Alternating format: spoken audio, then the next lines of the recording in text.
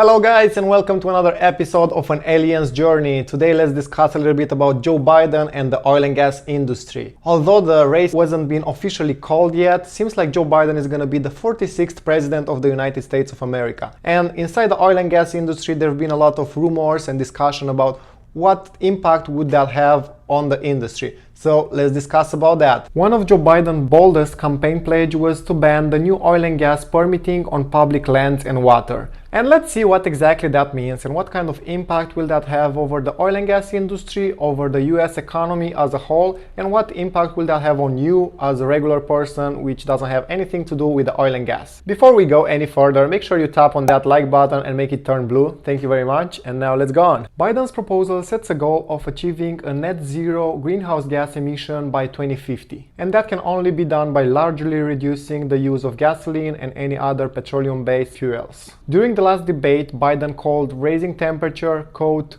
an existential threat to humanity. In response, Trump asked, would you close down the oil industry? And Biden's response was, yes, we will transition from the oil industry. The oil industry pollutes and we need to shift towards renewable energies. And this creates a big mess inside the oil industry and everybody freaked out. What's gonna happen with the oil industry? Is everything gonna shut off and that's gonna be it? And after the debate, Biden clarified it a little bit more and he said he will get rid of the subsidies for the fossil fuel industry, but he will not get rid of the fossil fuel industry as a whole for a long time from now. And the first step in this transitioning towards renewable energy will be that the government will not issue new permitting for the federal land drilling. So that means all the drilling from now on will happen on the private land. So on the federal land there will be no more drilling in a couple of years. They will still drill whatever permits they have now, but after these permits are expiring, there will be no other permits issued. So let's see what a federal land drilling ban will mean for the oil and gas industry in actual numbers, in a matter of money, jobs, and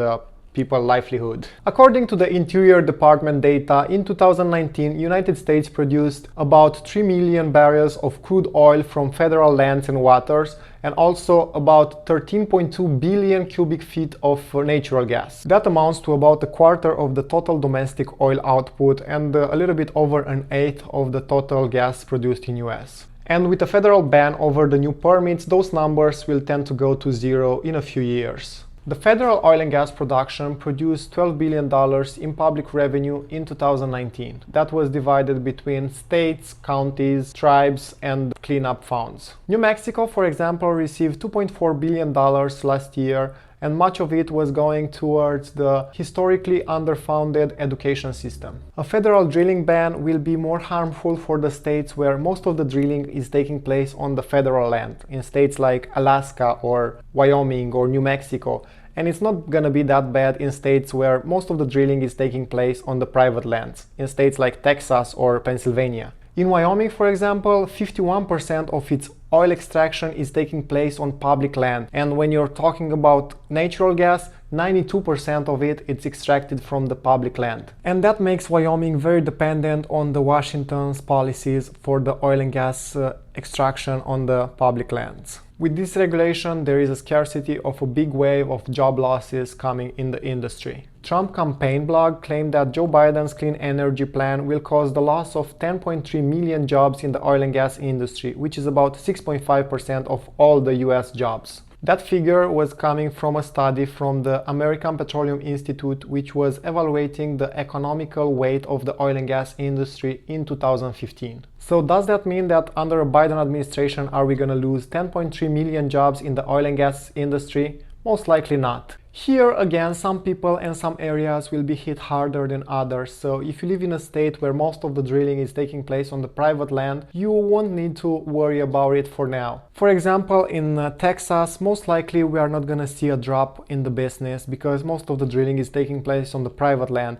And we actually may see a boost in the business because a lot of companies that are drilling on the New Mexico side of the Permian Basin, they may need to come over in Texas and start drilling here on the private land. We may see a shift from the business from the states with a lot of federal land drilling towards the states with the private land drilling. Another thing to be considered is that these things will not happen overnight, so they will stop issuing new permits for drilling on the federal land, but the existing one will still be good to work on. So that gives us time to see how we can adapt to the new market changes. According to a US Geological Survey report from 2004 to 2015, fossil fuel extraction from federal lands was contributing to about 23% of the carbon dioxide emissions in US. A vast majority of scientists agree that the world doesn't have much time left if it wants to stop the temperature increasing over 2 degrees Celsius over the pre-industrial levels and prevent irreversible consequences. Biden's climate plan is setting into motion the 30-year plan of